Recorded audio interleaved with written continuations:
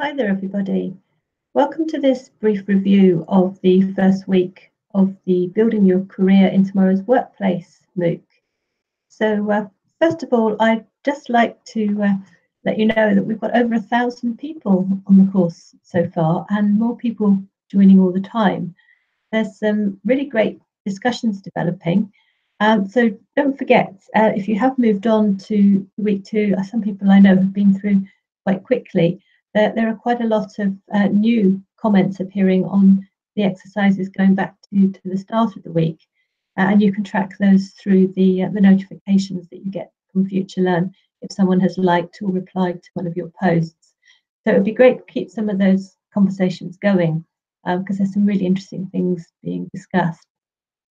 So thank you all very much for that. I'd also like to thank Giles O'Halloran, our mentor.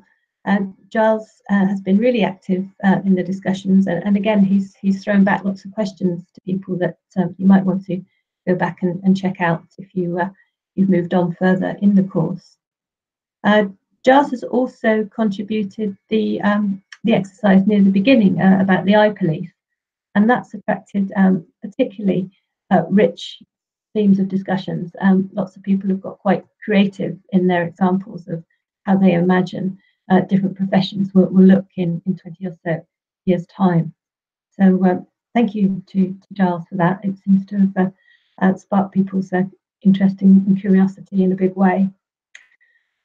Okay, just a few points I wanted to mention. As we go into week 2, week 2 we're going to start looking a bit more specifically at some of the social and cultural issues around the future of work, what it means for how people change established practices, for example, and also what opportunities it presents for entrepreneurship and innovation.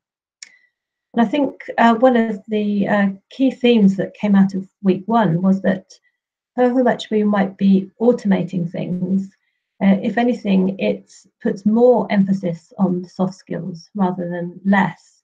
So, for example, new technologies coming along that we've looked at, like artificial intelligence or 3D printing, for example, the skills that are required to really make effective use of these technologies are all about innovation. They're all about managing change or about being creative.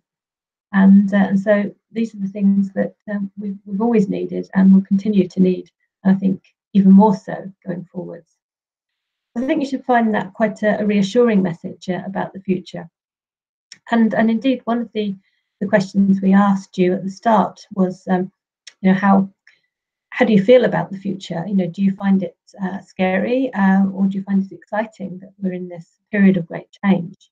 And it was interesting in the poll that by the end of the week, 86% of you said that you actually felt more positive about the future after studying the first week of the course. So I think that was a great result, and I'm quite glad it came out that way. It would have been a bit disappointing if it hadn't. Anyway, I've got a few notes here, so I'm just going to check if there's anything else I wanted to mention. I thank Giles. There's also our student mentors who are in the MOOC. They've literally only started work the same day as the course started, so they've been thrown in at the deep end. So keep an eye out for them. They're doing some great stuff. Some great links that are being shared by people. I'd like to highlight 2 people in particular who've been really prolific in sharing links. One's Hamish and the other is Dan. So lots of interesting videos, for example, being shared to support the discussions there. Okay, so I think that's probably all I wanted to say in terms of this summary. By virtue of the fact that you're on this course, you're obviously interested in lifelong learning and trying out new things, and it's very much been a theme that's come out of all the materials and discussions this week, that lifelong learning is really the way to stay ahead. So with that point in mind, it's time for week 2. So I'll shut up for now, and I look forward to lots more interesting discussions with you all over the next week. So thanks again for all your contributions, and cheerio for now.